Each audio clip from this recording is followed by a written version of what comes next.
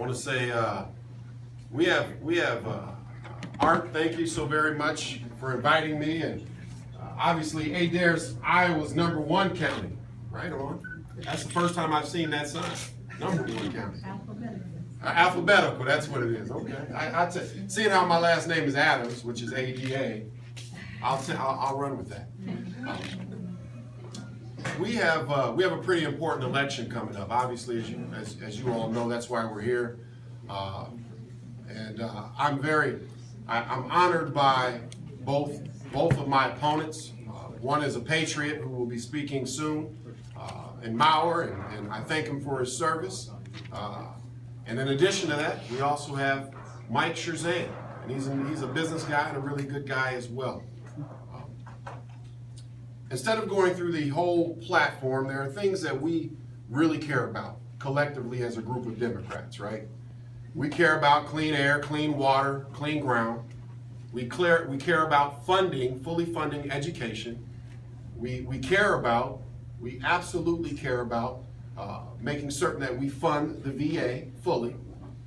These are issues. We care about water quality. That's one of the reasons I've been endorsed by Bill Stowe. I mean, these are things we care about. We care about climate change. I've been endorsed by Ed Fallon and others.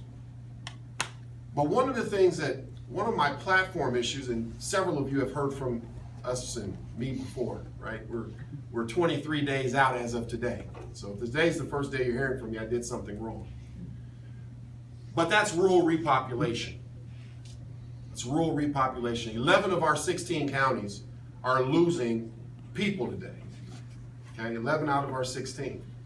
That's unsustainable. So something I have that's called, the way that I would like to see that attacked is by talking about the triangle of opportunity.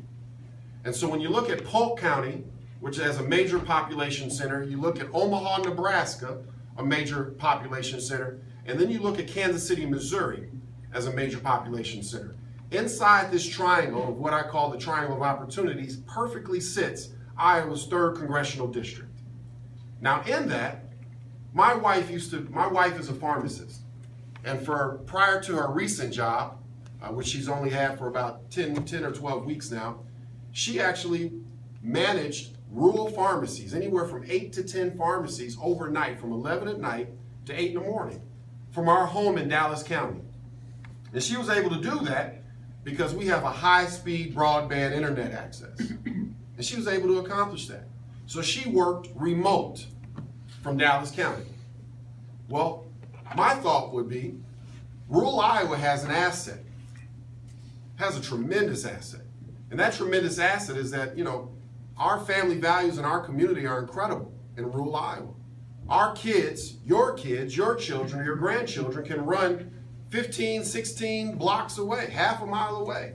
That doesn't happen in our urban population centers. My child doesn't run over 2 blocks away from my house.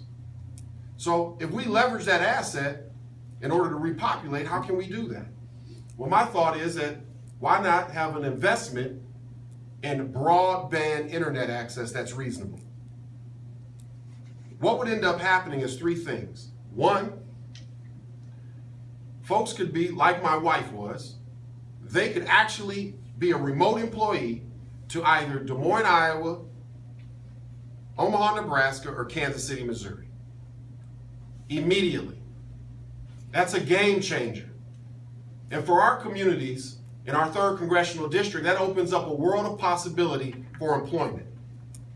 When we have over 60% of poverty, a world of possibility. 2, it lays the foundation for businesses to actually be recruited to our smaller counties and to our rural communities, because they have the opportunity to sell their goods. And then 3, which most people do, recreationally, you can participate and possibly sell your goods or your services that you would like to do on your own from an entrepreneurial perspective. I'm talking about that because I'm looking at individuals and I'm seeing what happens. I mean, we lost 250 jobs at the Eaton Corporation. Okay? 250 jobs, and another 85 are expected to fall this fall. Our rural communities, they can't take hits like that. especially when we're already having challenges repopulating. That's why we're losing population in 11 of the 16. However, that's a signature issue that I talk about. But ultimately, this is not an issue race. Our race between Jim and I, and Mike and I, that's not an issue race. The issue race is the next race. Because an issue race means that you have differences of opinion on issues. We don't have differences of opinions on issues. Like I mentioned earlier, we all care about the air, the ground, and the water. We care about education. We care about fully funding. We care about our families and our communities. That's what we care about. They're going to care about repopulating in rural Iowa as well. Our issues are different than the Republicans. And if it's not an issue race, then what issue is it? What kind of race is this? This is a race as to who can unseat David Young. That's all that this is. So whoever you vote for, or whoever you have voted for, is a vote for who you believe can best unseat David Young. Now, some people, I had a reporter embedded with me yesterday, and we chatted about money and the cost and money being in your campaign. And it's interesting. Our last congressional candidate had $2.7 million, outraised David Young, but yet lost in the general election 148,000 to 119,000 in votes. That's an evisceration. So when people just talk about money, it's not just money. Or we would have won. We lost our senatorial too in 2014. I believe that was close to $80 million between both parties. In 2012, we lost Congressman Boswell. 2012, we lost our senatorial as well. And I believe Roxanne Conlon has a few dollars, quite a few. So money's not the issue. Who has won in our 3rd congressional district, at the federal level? The last winner at the federal level in our district is our president, Barack Obama. Now it's interesting. Some people are going to say, well, he's the president. I want you to look a little past that. That's too easy. What is it that he did that others have not done? And I believe that's building coalitions. What was our president, or what is our president known for? Building coalitions. Different groups of people. Different subsets of people. Different industry groups. We have built our entire campaign on that premise. That was a strategic decision, not simply to raise money. See, I'm a businessman, and I've been in business for over a decade. So the thought process is, as a business person, create an incredible opportunity, and then it's easier for you to get folks to invest in your opportunity.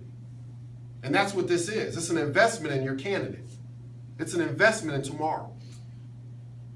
And so that's where we put our focus. So what evidence is that? This is what evidence is that. Polk County represented 72% of the vote in our last primary. 72%, kind of outsized, punch above their weight, major population center. Well, within that, what did I do? I focused on securing leaders and stakeholders and the people with disabilities arena. Rima McDade endorsed me with Cecil. I focused on the Latinos and the Hispanic community. Mary Campos and Joe Henry, National Vice President of LULAC, and then others. Andrea Riviere is a co-chair of my campaign. I focused on issues like water. I was able to get Bill Stowe, CEO of the Des Moines Water Works. Keep going. Let's talk about rural Iowa. Greg Connell, out of Shenandoah. Shenandoah's former mayor, because rural Iowa is critically important. We talk climate action, Ed Fowler. Still in Polk County, let's talk about our state legislators, whether it be Representative Brian Meyer, Representative Marty Anderson, Representative Akeo Abdul Samad, or Ruth Ann Gaines, Representative Ruth Ann Gaines, or former representatives like Representative Wayne Ford, or maybe our philanthropic community like Fred and Charlotte Hubble, or Tim and Tony Urban, and others. No, endorsements are one vote. These people are one vote. But what it evidences is reaching across all aisles. We even, as a co-chair of our campaign, we have the former chair of the Association of Business and Industry. Now, not many Democrats have business endorsements as well as labor endorsements. UAW has also endorsed our campaign. It is going to require not just a yeoman's effort, it is going to require a coalition to unseat David Young. Not simply the activists, but we need to look around the room. We need to be more inclusive. Because at the end of the day, three things matter. One, electing Democrats matter. Electing Democrats matter. We see that at the state level, right? The privatization of Medicare, Medicaid. What's going on with our health insurance? What's going on with the lack of funding at the state level on education? Had a great conversation regarding water quality. Tremendous conversation regarding water quality and secrecy in government. These are things that impact us, and we have the ability to win. Two, we can unseat David Young. He is beatable. I mean, he wasn't even the number one on their own ticket. He was number 5. So we can unseat David Young. But we can't get comfortable thinking just because we're Democrats that we can unseat David Young. Because although he was number 5 on their ticket, he did win the general election, and he did eviscerate our last candidate, and our last candidate had $2.7 million. So we can't sit on our laurels and think just because it's a presidential year. Because it was a presidential year in 2012, and our congressman won Polk County by 4,000 votes, but our president won Polk County by 32,000 votes. That's a 28,000 vote difference. That 28,000 vote difference are in those coalitions that I had mentioned earlier. And then number three, not only does electing Democrats matter, not only can we beat or unseat David Young, but third, we have to focus on rebuilding Iowa's 3rd congressional district. We have to focus on rebuilding. And that is one of the primary reasons that I have spent so much time in our rural communities. That's one of the reasons I've spent so much time in our rural communities, is because we have to build our bench. I'm committed to that. I'm committed to helping this young man get elected.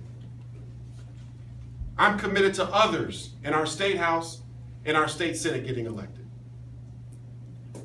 So I ask you, as of today, we have 23 days left before our election.